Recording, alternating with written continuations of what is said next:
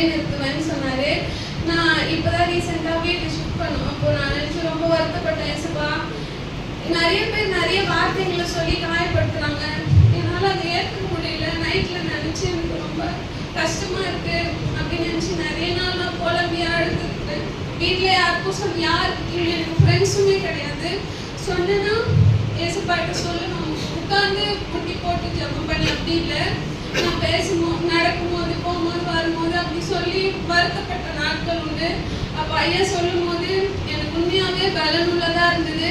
நான் எதுக்காக இந்த கோபம், எரிச்சல், எதை நினைச்சு எதெல்லாம் தேவையில்லாததெல்லாம் நினைச்சு நான் பயந்தனோ அந்த காரியம் எல்லாமே நான் விட்டு விலகி என் இருதயம் ரொம்ப லகுவா நான் ஃபீல் பண்றேன். உண்மையாவே இந்த வாய்ப்பு கொடுத்தது நான் நினைச்சேன். ஆனா ஐயா வருவாங்கன்னு எனக்கு தெரியாது. பாஸ்டர்ஸ்லாம் வராங்க. முன்னாடியே ஐயா ஒரு வாட்டி வந்து ப்ரேயர் நடத்திருக்காங்க, நான் கலந்துருக்கேன். அப்போ எனக்கு உண்மையாவே ஒரு பெரிய விடுதலை ஆண்டவர் வந்து கொடுத்தாரு. அப்புறம் ஐயா சொன்னதுக்கு அப்புறமா நான் எப்போ அந்த நாள் வரும், எப்போ போவேன், நைட்டு கூட நான் யோசனையே தான் படுத்தேன்.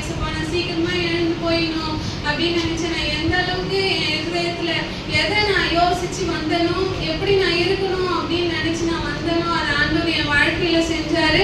ஒரு பெரிய விடுதலை கொடுத்தாரு. என்னுடைய இருதயத்தை லகுவா மாத்திருக்காரு. என்னை நிலைநிறுத்துவேன்னு ஆண்டவர் சொல்லியிருக்காரு. அதுக்காக ஆண்டவர் நான் நன்றி சொல்ல